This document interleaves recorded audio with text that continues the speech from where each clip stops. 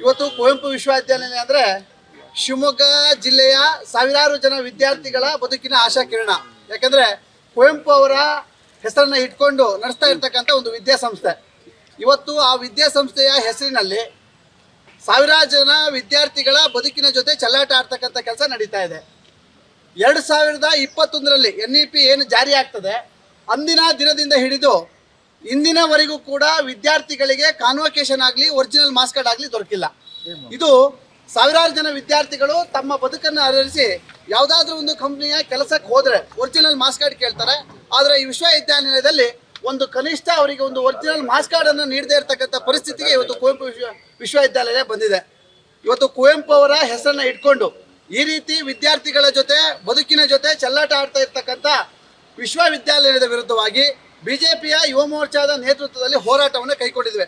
ಮಾನ್ಯ CO ಅವರ ಇವತ್ತು ಭೇಟಿ ಮಾಡಿ ಮನವಿಯನ್ನು ಕೊಟ್ಟು ಮುಂದೆ ಬರ್ತಕ್ಕಂಥ 1 ತಿಂಗಳೊಳಗೆ ಅಲ್ಲಿರ್ತಕ್ಕಂಥ ವಿದ್ಯಾರ್ಥಿಗಳಿಗೆ ಮಾರ್ಕ್ಸ್ ಕಾರ್ಡು ಒರಿಜಿನಲ್ ದೊರಕಬೇಕು, ಹಾಗೂ ಅಲ್ಲಿ 10 ರೀತಿಯ ಭ್ರಷ್ಟಾಚಾರಗಳು ನಡೀತಾ ಇದೆ ಅಂತಕ್ಕಂಥ ವದಂತಿಗಳು ಅಷ್ಟೇ ಅಲ್ಲದೆ ವಿದ್ಯಾರ್ಥಿಗಳ ಜೊತೆ ಕೈಯಲ್ಲಿ ಮಾರ್ಕ್ಸ್ ಕಾರ್ಡಿಗಾಗಿರ್ಬೋದು ಎಲ್ಲ ವಿಚಾರಗಳಿಗೆ ಒರಿಜಿನಲ್ ಮಾರ್ಕ್ಸ್ ಕಾರ್ಡ್ ನೀಡಲಿಕ್ಕೆ ಹಣವನ್ನು ಪಡೆದರೂ ಕೂಡ ವಿದ್ಯಾರ್ಥಿಗಳಿಗೆ ಮಾರ್ಕ್ಸ್ ಕಾರ್ಡ್ ದೊರೆತೇ ಇರ್ತಕ್ಕಂಥದ್ದು ದುರದೃಷ್ಟಕರ ಸಂಗತಿ.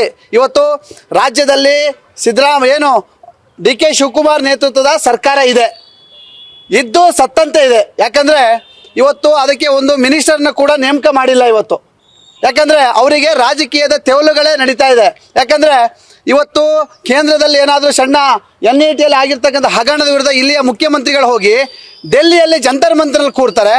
ಇಲ್ಲಿಯ ರಾಜ್ಯ ಸರ್ಕಾರ ನೇಮಿಸಬೇಕಾಗಿರ್ತಕ್ಕಂಥ ಶಿಕ್ಷಣ ಸಚಿವರನ್ನು ನೇಮಿಸಿಲ್ಲ.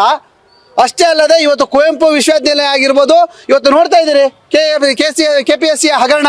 ಸಾವಿರಾರು ಜನ ವಿದ್ಯಾರ್ಥಿಗಳು ಲಕ್ಷಗಟ್ಟಲೆ ಹಣವನ್ನು ಪಡೆದು ಉದ್ಯೋಗವನ್ನು ನೀಡ್ತಾ ಇದ್ದಾರೆ ಅಂತ ಹೇಳಿ ನಡೀತಾ ಇದೆ. ಅಷ್ಟೇ ಅಲ್ಲದೆ ಇವತ್ತು ಅಲ್ಲಿಯ ಅಧ್ಯಕ್ಷನ ರಾಜೀನಾಮೆಯನ್ನು ಪಡೆದಿದ್ದಾರೆ. ಇವತ್ತು ಅಲ್ಲಿಯ ಹಿರಿಯ ಅಧಿಕಾರಿ ಒಂದು ಪೊಲೀಸ್ ಕಂಪ್ಲೇಂಟನ್ನು ಕೊಟ್ಟರು ಕೂಡ ಅದನ್ನು FIR ಅನ್ನು ಮಾಡದೆ ಸರ್ಕಾರ ಭ್ರಷ್ಟಾಚಾರಕ್ಕೆ ಕುಮ್ಮಕ್ಕನ್ನು ನೀಡ್ತಕ್ಕಂಥ ಕೆಲಸವನ್ನು ಮಾಡ್ತಾ ಇದೆ. ಇವತ್ತು ಬಿಜೆಪಿ ಯುವ ಮೋರ್ಚಾ ಶಿವಮೊಗ್ಗದಿಂದಲೇ ಪ್ರಾರಂಭ ಅಂತ ಅಂದ್ಕೊಳ್ಳಿ ಭ್ರಷ್ಟಾಚಾರದ ವಿರುದ್ಧವಾಗಿ ಹೋರಾಟವನ್ನು ಮಾಡ್ತದೆ.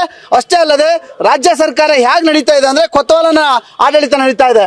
ಕೊತ್ವಾಲನ ಶಿಷ್ಯ ಮುಖ್ಯಮಂತ್ರಿ ಆಗಿದ್ದಾರೆ, ಇನ್ನೊಬ್ಬ ಕೊತ್ವಾಲನ ಶಿಷ್ಯ ಅವರ ಪಕ್ಷದ ಅಧ್ಯಕ್ಷ ಆದಾಗ ಅವರ ಮಾನಸಿಕತೆ ಕೊತ್ವಾಲನ ರಾಮಚಂದ್ರನ ಮಾನಸಿಕತೆ ಆಗ್ತಾ ಇದೆ.